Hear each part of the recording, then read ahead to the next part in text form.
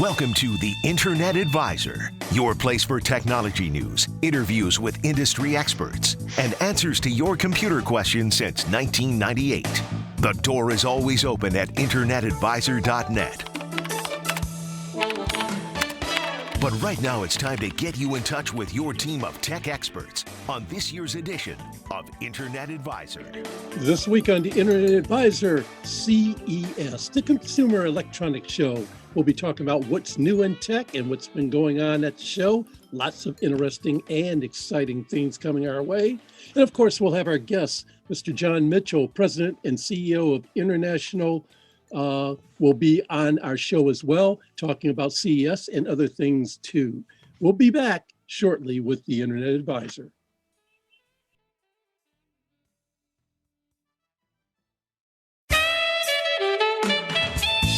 Now back to the Internet Advisor. Don't forget to visit internetadvisor.net. That's where you can listen to previous podcasts or go to the comments section and type in your questions. Once again, your team of tech experts at the Internet Advisor. Welcome back once again to the Internet Advisor. We're here every week on our mothership station, WJR here in Detroit. And we've been bringing you Internet Advisor every week for the last 20 plus years because technology just keeps on growing, and we'll just keep on coming here every week, providing you with all the information that you need to know. And the people who are responsible for this show and the folks who give us this great content are the guys that I work with constantly on a regular basis. And we're going to start off with the original Internet Advisor, and that would be Gary Baker, coming to us from sunny Southeast Florida. How you doing, Gary? I'm doing great. Hey, do you realize 2 weeks from now, we will celebrate our 23rd anniversary on the air? Amazing. I think that's amazing. I got to believe that the management at WJR is not listening to the weekend shows, because otherwise, how would they left us on this long? But well, thankfully it's that keg of beer I keep sending them every week, but you never know. That helps. And in addition to that, along with Gary Baker, we also have our chief technologist, as I've anointed him, and that's Mr. Ed Rudel coming to us. Ed from the shed, how are you doing, sir?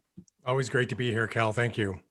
Absolutely awesome. Hey, Gary, this week we've got a special guest, and I think I'm going to give you the privilege of introducing him because obviously you know him a heck of a lot better than I do. And That's right. We want to at least keep the reputation as clean as possible. So please take it away.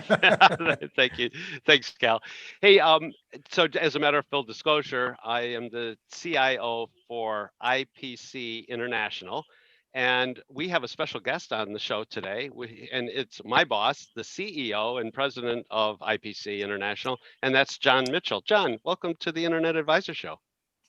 Hey, thanks, everybody. With an intro like that, it makes me wonder what I've gotten myself into. Hey, we're going to talk about some fun things today. Why don't we start off and just talk about what IPC is so people have some context to put your remarks in. Sure. IPC is a trade association. So technically, we're a nonprofit. We work with the electronics industry all over the world, global trade association. Most often, you probably haven't heard too much about us. In fact, even when I was working at places like Bose and General Electric building electronics, we used IPC, but I wasn't super aware of them. The thing we're best known for is we work with the industry, engineers all over the world, helping to create the manufacturing standards that all electronics are, or just about all electronics are built to in one form or another. So it helps ensure that they're reliable, make sure that the designs are laid out properly, and then when you go to flow them through the factories, that all works. And we provide education as well as work with governments in advocacy efforts in DC, Brussels, and So, John, when people might not know of IPC, but they know of all the work that we've done because it shows up in our members' manufactured products, like at CES this last week. While there wasn't a booth that said IPC, probably almost everybody on that show has used our standards, helped develop our standards, and use them to build a product. CES comes up every year, and as you were saying, Gary, and as John was saying, you guys at IPC are behind the scenes with everybody who does anything at CES. If it involves, I'm going to guess, electricity, if it has a circuit board, if it has a transistor, if it has anything that goes down that particular pipe, you're definitely going to be part of that game in one way or the other, no matter whether it's a large company like Samsung or a very small company like, I don't know, mom and pop over in Korea putting together small IC chips just to make sure a circuit works. We're going to come back and talk more about that and a lot more information about CES. Take some of your calls later on in the show, but we're going to continue with John Mitchell, president of IPC International, with Gary Baker here on the Internet Advisor. Stay tuned. We'll be right back.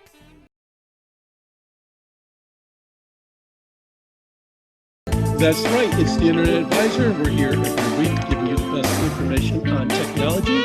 And you can also catch all our information and our podcast at internetadvisor.net. We generally try to have the podcast up by Tuesday of every week so that you can listen to the show at your leisure and wherever you may be. Also, whenever we do our Zoomcast, you can check out what Ed has produced for us on our Zoomcast with our behind the speakers view of the Internet Advisor. You can see all three of us talking and having a good time providing information to you so that you can be a better informed audience dealing with the internet and technology. So I think the only person that hasn't put on weight during this whole pandemic, I think, is Gary. Oh, that's not true. If you were to look at our Zoomcast, oh my gosh. Yeah. So, Gary, what's different about this year's CES? I mean, it's not in Las Vegas this year. Well, no, it's virtual, and we can go ahead and talk about CES while we're figuring out John's technology problems here to get him back on, and maybe we'll extend that segment into the next segment so we can talk to him because he's a much better spokesperson than I am for IPC and CES. But it was an opportunity for a whole bunch of us that really don't have time to take off and go out and see the show in Las Vegas. It was virtual this year. Yes. And all the old wacky stuff that you would normally see in the back halls of CES actually was online. I don't know if you guys saw the articles about the Toto wellness toilet. Did you see that? That was amazing to me. I think I would like to skip that. They're talking my favorite toilet was the one made by Kohler, where you just walk up to it, you wave your hand in front of the handle, and it flushes for you automatically. Well, there you go. Well, the Toto toilet is based on a Stanford research article that was written last year, and it actually measures the excrement that goes into the toilet when you come up and sit down. And to make sure that they measure the right one, they have technology to tell that, with a butt print, basically, technology, so that they can tell it's you and not somebody else sitting on the toilet, right? To measure the wrong shit. Well, you know something? I think it's time to let this thing pass and go back to John Mitchell, President and CEO of IPC International. John, glad to have you back. Yeah, John, save us from this. Can you let's go back to talk about IPC and not talk about this other shit. High-tech toilets are really cool, man. I mean, travel in Asia, you get them all over the place. They're really great. Yeah, there's so many things to talk about CES, but since we've got you back, let's talk about some of the other, as the voice of the industry for electronics manufacturing. We do a lot of training, but we're not training enough people. There's a problem not having enough workers in this industry, right? Oh, for sure. I mean, especially in North America. I mean, but it's happening everywhere in the world. We just don't have enough people with the skills needed. As you know, you guys said that the reason you continue to have this show over and over is because technology keeps advancing, right?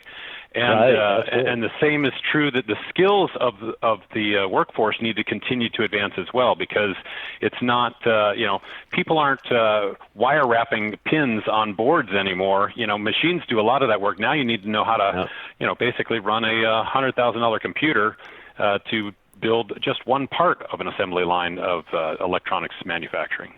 Hey, John, if I could ask a question, what do you think we need to do to be able to bring more of that industry back here to the States, or at least to start developing some of that industry here in the States rather than everything being done overseas? Yeah, no, that's a great question. I get that question all the time in D.C. And to me, the answer is provide some consistency. Businesses like consistency. All right. And one of the challenges, we have a lot of great things happening here in America for businesses, but one of the challenges is that, look like we just had an election, right?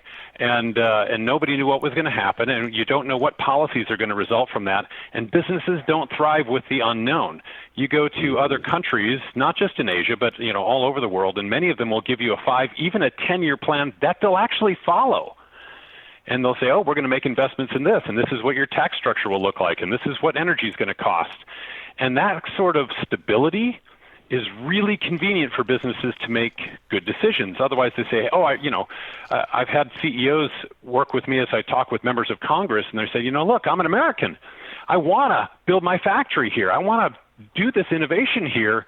But you guys can't promise me tomorrow. In fact, we were there at this just a terrible time, and they actually retroactively changed the taxes for 9 months earlier in the year. It was crazy. How do you run a business doing that? So that's the biggest challenge, I think, is providing a future view to businesses so they have some stability to count on. John, that is so true. But we also, even the people that are manufacturing here, or again, we train everywhere in the world, people in this industry. How do we attract people into the industry? They think they hear manufacturing, they go, I don't want to be in manufacturing. Yeah, you're right. But this is really clean manufacturing, right? This is cool manufacturing. Yeah, I think a lot of people have it in their minds. I call it the Laverne and Shirley attitude. You guys are old enough to remember that show. Yep. They picture the factory with just this, it's just not a clean place. And today's factories are awesome. They're using all the latest technology. We have AI being implemented. You have additive technology.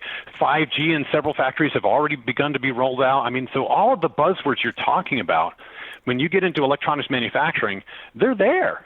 These plants are clean. These, especially, with what we went through this past year with COVID, these factories are very clean, Yeah. And, the industry got together. They come together in our committees to create the standards and then have us figure out how to train people in those standards. We've had to change, too, because people aren't traveling to do in-person training. We've had to change and offer a lot more online, right?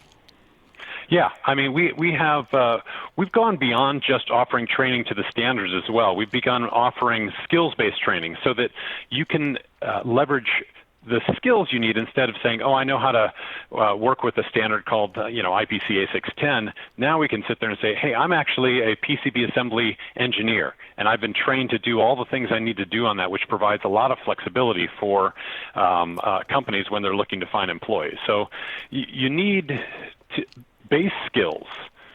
You need your computer skills. You need to know how to do some basic programming. You need to understand the logic of that. You need to understand your math. And then because you can't just learn, I know how to run, an AS400. Well, that was, 20 years ago. That's not going to help you at all today. Yeah, absolutely. But the basics, as you get here's the new whiz-bang machine that comes out tomorrow. If I have the basics, I can learn that, and I can keep enhancing and adapting my skills to what's coming and appearing on the forefront. Yeah, and then when the companies go to hire somebody, they're asking things like, well, do you have an IPC certification? We provide certifications too, right? That's right, exactly. Yeah, and that really helps them understand that these people are well trained. They've trained well enough to pass the test with the proficiency rating, and they know before they hire them that they can do the job. Yeah, that's a good point. Hey, John, if I could ask a question, if I'm a young, and we've got about 30 seconds, if I'm a young startup and I'm in the electronics business, when do I know to get involved with IPC and how? Yeah, so IPC, we try to make the barrier to entry to get involved super, super low. A lot of materials are available for free, and I would encourage, if you're just starting up your company, to look at, and you're looking to manufacture any sort of electronics, go out to the website, find out more, attend a free seminar, reach out and call, join, and you can get access to all kinds of machinery. I mean, all kinds of materials, and not only the materials, but then the connections to other people who've been doing this for years to help you not make those mistakes that everybody else does when they start up. Well, that's what was that website? And that website is www.ipc.org, correct? Yes, www.ipc.org. Hey, John, we might have a few more questions for you. Would you be willing to hang on for a couple of minutes more into the next segment? Sure. Okay, terrific. We're continuing our conversation with John Mitchell, President and CEO of IPC International, with Gary Baker and Ed Rudel here on the Internet Advisor.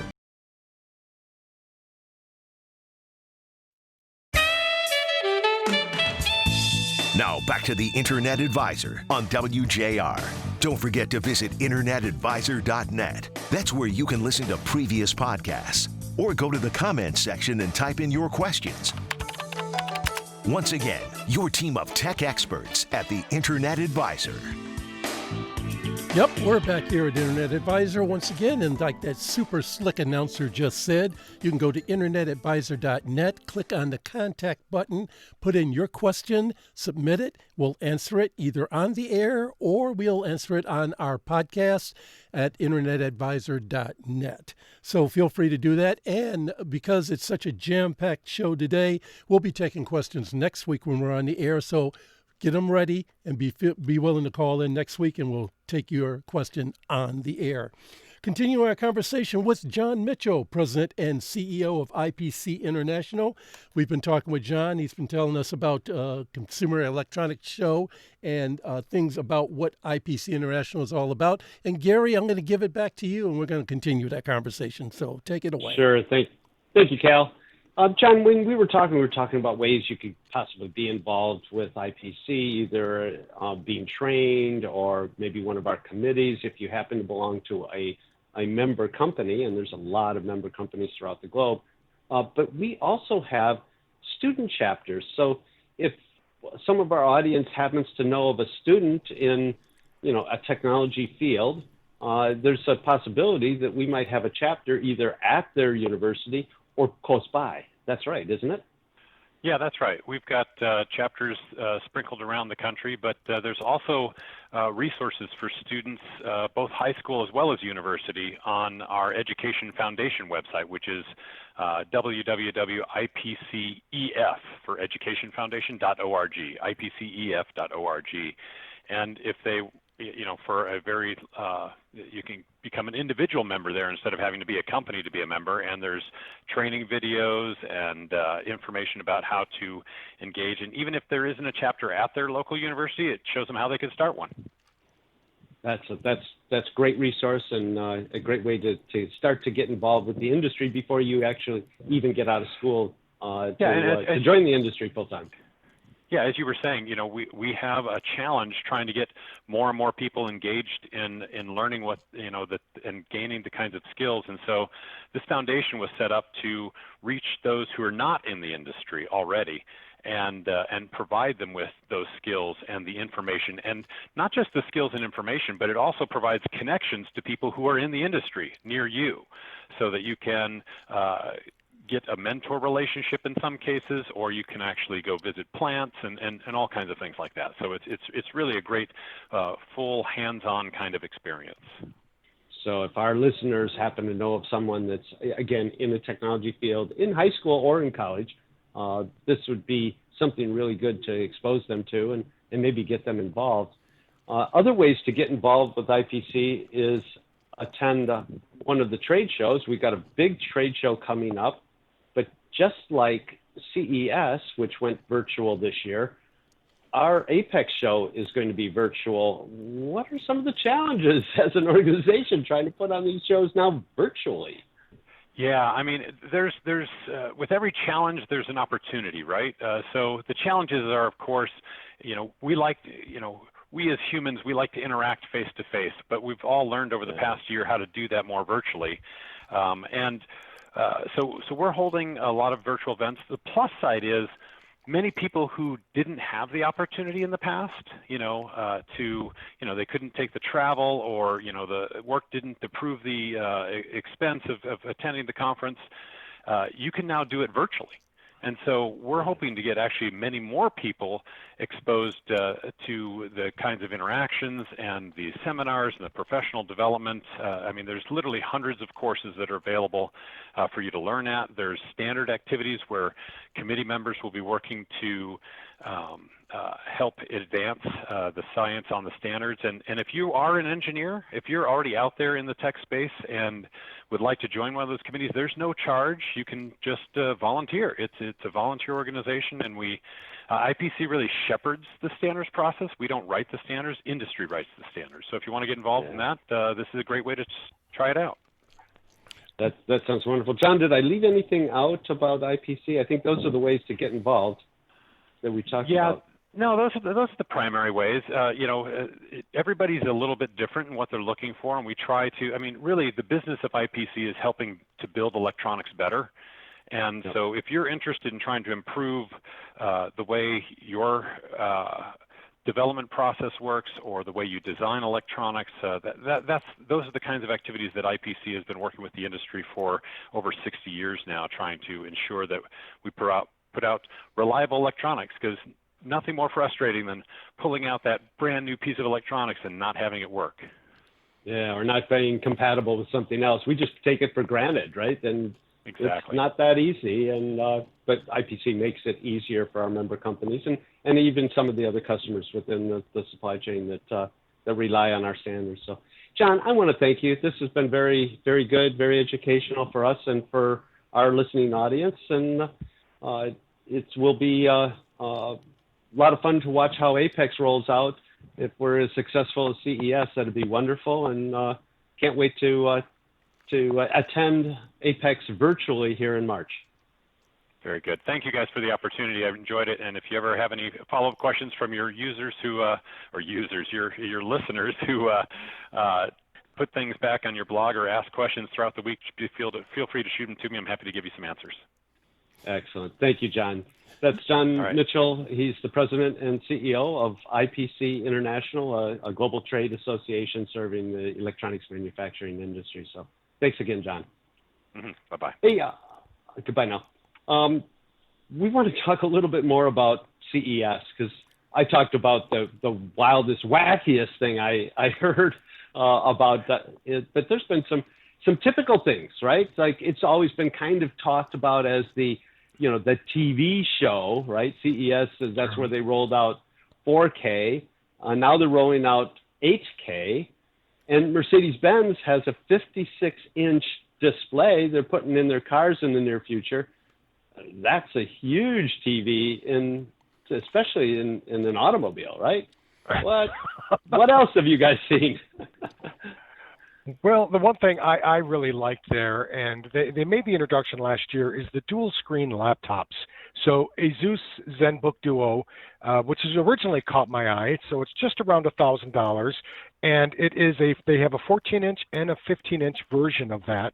And basically, you have a standard laptop display, but you know how you have the palm rest and the keyboard is pushed forward? Well, the dual screen, basically, the keyboard is slid closer to yourself, and you have another 6-inch display that's actually where the keyboard is, right underneath the other one. And in the ZenBook, it actually lifts up a little bit, and it's a touch screen, so you could use it as an alternate screen where you can have some information there, or you can use the touch features of it or the drawing features. And they even make, and Asus is not the only one.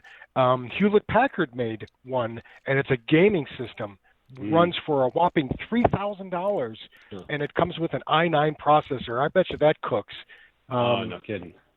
And Lenovo also had a ThinBook Plus with the dual screen. I was intrigued by those, using the additional real estate, because you know how many people are used to having a dual screens at their work, and now they're working from home. Right. Well, and on the mobile side, LG and TCL are trying to put a 10-inch screen into a 6-inch mobile phone, and they're doing it with slide-out display instead of the fold, right? So they don't have to worry about that. That's pretty cool? Yeah. Yeah. I think that slide-out display is really, really nice, and I think it's going to probably, in the long run, work a heck of a lot better than the folding display, at least in that particular sense that it won't have a way of creasing. I believe it just rolls up and rolls down like a window shade. I did find something that I thought was kind of interesting.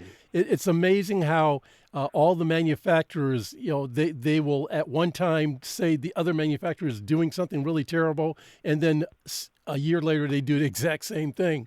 Samsung introduced their new Galaxy S21 and their S21 Ultra. That's cool. And when you get it in the box, you get the phone, a cable, and some paperwork.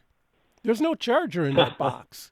And everyone's raised hell with Apple last year about, the iPhone 12 doesn't come with a charger, and why this and that. And Apple said because they're trying to save the planet and save money and reduce costs by not having a charger in there.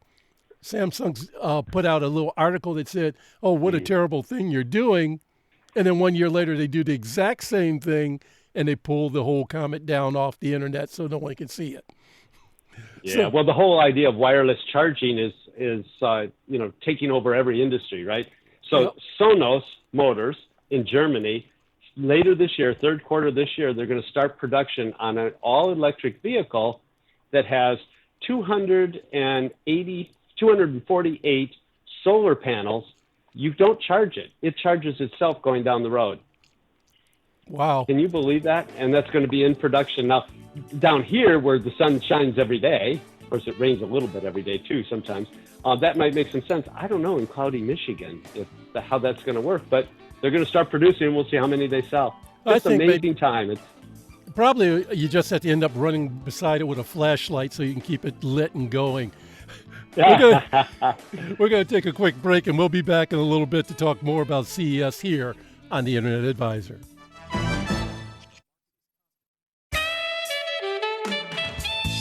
Now back to the Internet Advisor on WJR. Don't forget to visit internetadvisor.net. That's where you can listen to previous podcasts or go to the comments section and type in your questions. Once again, your team of tech experts at the Internet Advisor. The beauty of these broadcasts on WJR coming across so wonderfully smooth and clean is due to the fact that we have Triple F behind the glass working. Yes, it's Flying Fingers Fistler taking care of all the knobs and dials and just making us sound good. We appreciate, Jason, every week that you do a great job for us there as well. And, of course, every week at this time, this is the time when I have to sit down carefully in my chair, grab onto the counter, and I say to myself, yes, I'm looking for the man, the legend, the man who gives us the information on everything going on in and around the great state of Michigan when it comes to technology. We're talking about the one man we look for every week. That is Mike Brennan with MI Tech News. How you doing, Mike? I'm blushing right now, Cal. Thank you very much.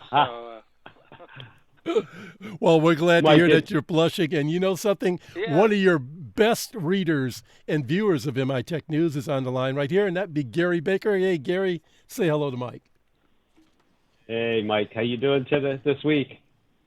Great, Captain Gary. It's interesting because, with CES being virtual, we can all jump on and look at all the new technology and the announcements, and some of them are getting ready to be production, like the Sonos Motors Scion, which doesn't use charging stations, just it'll charge itself on solar going down the road with 248 different solar panels on the car. That's actually going into production. You wrote about one that's not going into production, but it's going to be flying way over that Scion, and that's the GM announcement about their electronic flying Cadillac. Meet George Jetson. Yeah, but instead this is a futuristic Cadillac.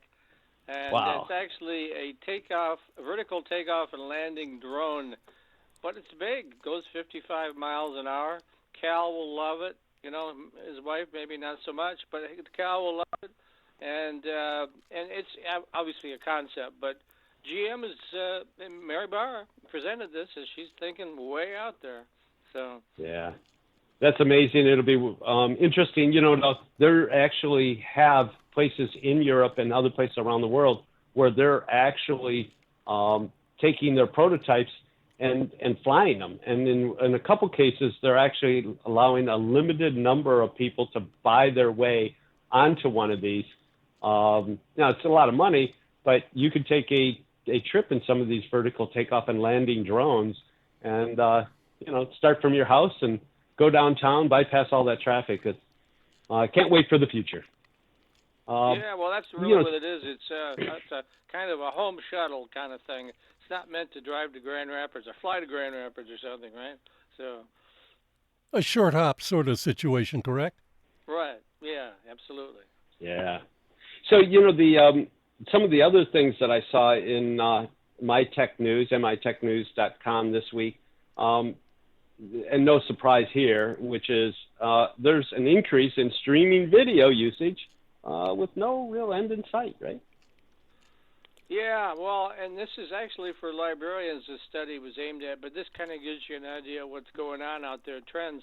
They normally they would store all of the video in DVDs. Well, now because of the apps, they're going to streaming. They're going to have streaming all these various things that you'd find in a library, you know, and it'll be interesting. But what that indicates was what everybody knows is that's the direction everything's headed into is streaming. You name it, you know. So. Yeah, that's right. Well, you know, and if you stick around long enough, the old becomes new again. So, you know, video usage is not new, but it's, you know, getting bigger and bigger and a bigger part of the net. And certainly with 5G, which there was a lot of announcements at CES around 5G enabled, you know, product. But, you know, PCs are, you know, old, but are becoming new again.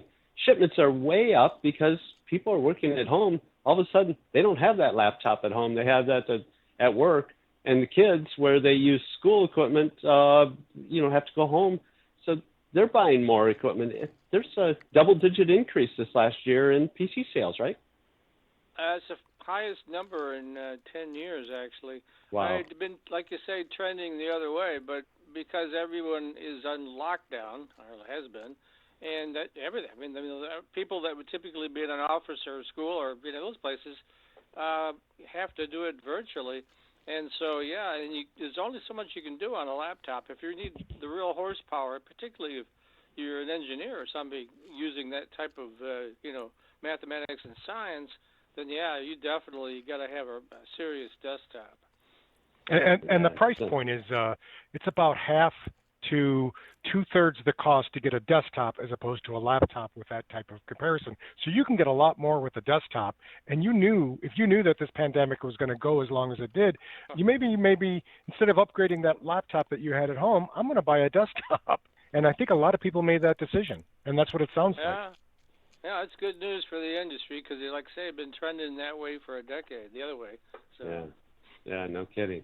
Well, you know, maybe we'll have you, you know, talk a little bit about some of the other stuff because there were a lot of announcements. Just because it was virtual show, CES virtual show, doesn't mean there were any less announcements. And in fact, there's been a fair number of announcements around COVID-19 enabled technology or enabling technology. So maybe we can talk a little bit more next week about some of those that you've seen, unless there's something new that comes out in, you know, mytechnews.com. Yes, we try to stay very topical and timely. So, you know, a lot of breaking news every week, every day, for that matter. But yeah, sure, that sounds a great topic because we're all at home. We want the new toys, right?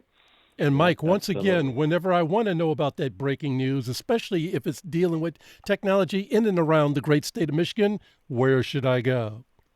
Why, mitechnews.com, of course. Thank you, Cal. Thank you so much, Mike. We appreciate having you on every week, and we'll see you again next week, okay? Sounds great. Take care. Have a great week. Hey, guys, I was looking out on the net, and there's another, when we talk about, COVID-19 and staying home and using big TVs and stuff like that, I came across an article in Mac Rumors that says Apple is going to extend free Apple TV trials until July. So if you happen to sign up for a free trial for Apple TV, that's going to run all the way until July of 2021. So if you happen to buy an iPhone, you get a free subscription automatically for 1 year on that. So you may want to take advantage of that if you get a chance to do such a thing, if you want to have another streaming service that you can take advantage of. The other thing, something else that caught my eye, Cal, was the power adapter, your mag. Yes. What's it called? Oh, the MagSafe power adapter is coming back. I love this thing.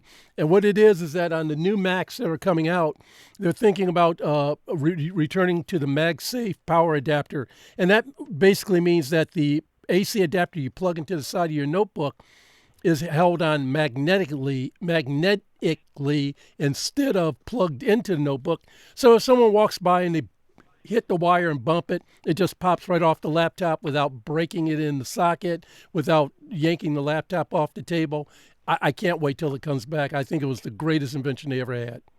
Well, because they got rid of it about the same time that USB-C came out, and they thought the industry was going to go that way.